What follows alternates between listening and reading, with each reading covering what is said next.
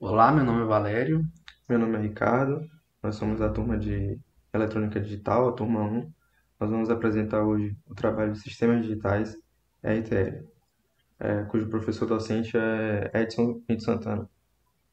O objetivo desse trabalho foi criar um sistema que recebe uma determinada quantidade de números binários, né, com número fixo de bits, né? No nosso caso, foram quatro números de 8 bits, considerando que o nosso n foi igual a 2 e o k foi igual a 3, né? O sistema ele analisa esses valores de entrada e determina qual é o maior e qual é o menor número entre eles, né? Para facilitar o entendimento, o projeto se divide em dois blocos, né, principais, que é o subsistema de dados, responsável pelas operações de comparação, enfim, e o subsistema de controle, que coordena, né, o funcionamento geral do circuito. Bom, e para montar esse sistema digital completo, nós utilizamos alguns componentes e dividimos, consequentemente, esse circuito completo em subcircuitos, né? E aí nós utilizamos alguns registradores, por exemplo, que é composto por flip-flops e outros componentes mais. Utilizamos também uma ULA, que é a unidade de lógica aritmética, portas lógicas também, que é fundamental, além do controlador, que é o que faz essa engrenagem toda entrar em funcionamento. Então, ao longo do vídeo, nós vamos explicar todos esses detalhes, né, propriamente, na prática, mostrando o circuito e o papel de cada um desses componentes, como eles foram integrados para chegar até ao projeto final, né? E esse circuito ele é capaz de realizar operações de soma, subtração, comparação entre dois números de 8 bits, armazenando os resultados e controlando automaticamente o fluxo de dados entre os blocos. Pronto, agora a gente vai explicar sobre os componentes, né? Vamos começar pelos registradores. O registrador é um conjunto de flip-flops, né, de tipo D. No caso do circuito tivesse não tem o registrador pronto, então a gente teve que criar através desses flip-flops, né? Cada flip-flop guarda um único bit e todos compartilham o mesmo sinal de clock, né? Quando o sinal de load está ativo, o valor presente na entrada é transferido para a saída do próximo pulso de clock, né? Nosso projeto usamos registradores de 8 bits, como mencionado anteriormente, e criamos primeiro um subcircuito básico, que a gente nomeou de Reg 8, que é o registrador genérico, né? E dentro dele colocamos 8 flip-flops do tipo D. Cada flip-flop recebe um bit de entrada, o sinal de clock comum e o sinal de load que controla quando o valor será armazenado.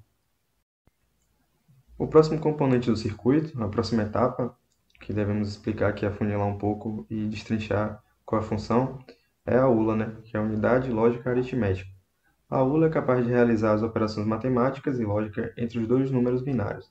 E no nosso caso, a gente implementou para que ela pudesse fazer a soma, subtração e a comparação.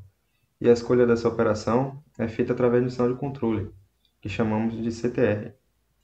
Agora eu irei falar sobre o controlador, né, que é o cérebro do sistema. Ele é o responsável por coordenar os sinais de load dos registradores, selecionar a operação da ULA e controlar o avanço de cada etapa, né? Implementamos o circuito sequencial baseado em uma máquina de estados simples e os estados seguem a seguinte sequência, né? O sistema inicia, depois carrega as entradas, depois executa, né, que define a operação da ULA, depois armazena os resultados e enfim retorna, né, ao start. Dado tudo que trouxemos até agora, todos os subcircuitos que foram construídos, no final das contas a gente precisa integrar tudo num único circuito, circuito principal. E aí, isso nós fazemos com o controlador, como o Valério falou anteriormente. E como é que isso é feito? Assim, o controlador ele envia os sinais de controle para os registradores e para a ULA. E aí esses registradores eles fornecem os operandos, a ULA vai processar o cálculo e o resultado é armazenado no registrador A. E todo o ciclo ele vai ser sincronizado pelo clock do sistema que nós colocamos. E vale ressaltar também que essa etapa nós tivemos um certo problema, pois com um salvamento que não foi realizado da forma adequada, nós acabamos perdendo e tivemos que refazer essa integração do controlador com todo o sistema. Porém, o controlador foi feito no subcircuito, mas não foi integrado 100% por conta da falta de tempo. Para validar o circuito, né, a gente criou test banks com diferentes combinações de entrada, né? Assim o circuito executa várias operações automaticamente, verificando se os resultados estão corretos, né? No caso, na verdade, a gente criou um test bench para cada circuito, né? Subcircuito. Tem o test bench do Reg 8, do Reg A, do controlador, da ULA e o geral, né? Que a gente chamou de test main. Aqui está o nosso circuito, né? A gente começa pelo Reg 8, que a gente denominou de Reg 8. Isso porque a gente tem 8 flip-flops aqui do tipo D, que foram conectados entre si aqui para formar o registrador. Exato. Cada flip-flop representa um bit, né? Então, por isso que a gente precisou de 8 flip-flops, porque a nossa palavra tem 8 bits. Eles estão conectados a um clock e um reset, né? No Reg A, que a gente chamou de Reg A, é o conjunto desses 8 Reg 8, né? 4 Reg 8, perdão. Cada um representa uma palavra. Eles também estão sincronizados no clock e no reset. Aqui na ULA, a gente tem onde tem as operações, né, de comparação. Aqui a gente pode ver que existem a palavra A e a palavra B, que eles vão comparar. Na medida que a gente vai colocando números aqui, por exemplo, aqui esse número aqui é maior. Então, a saída tem que ser o AGTB. Se esse número aqui fosse menor, a saída seria o AITB. Se o número fosse igual, a saída ia ser esse aqui, 0A EQB. Lembrando que a lógica desse aqui foi complemento de 2. Então, esse último bit aqui, ele na verdade só representa que o número, quando o bit tiver 1 é negativo, quando tiver 0, o bit é positivo. E aqui é o controlador, que basicamente para resetar o sistema, ele tem essa função aqui de reset. É preciso deixar ele em 0, né? Para ele continuar, para ele funcionar. O start tem que estar ligado, tem que estar em nível lógico alto aqui em 1. E o clock tem que estar pulsando para ele ativar o load. Depois ele muda de estado para o ULA sub, que é o outro estado. E depois ele muda para o done.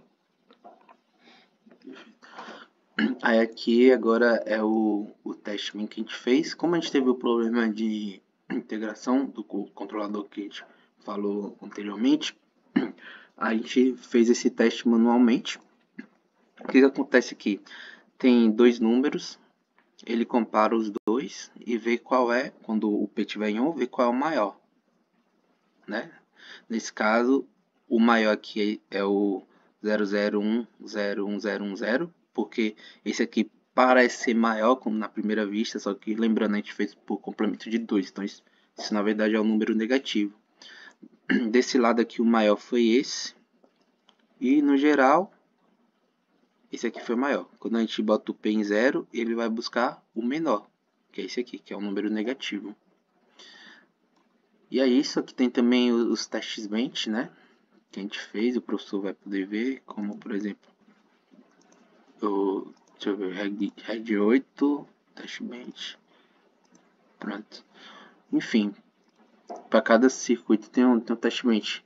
Esse do main principal a gente não fez o teste bench porque a gente fez manualmente o teste aqui, né. E é isso. Por fim, acreditamos que o objetivo principal do projeto foi alcançado, apesar dos contratempos, né, da integração do subcircuito, do controlador com o restante do sistema, como havíamos mencionado. Porém, foi mostrado o papel dos registradores, da ULA, do controlador, foi assimilado por nós, foi entendido e foi até montado em outrora. Então, nós conseguimos absorver todos os assuntos envolvidos no trabalho.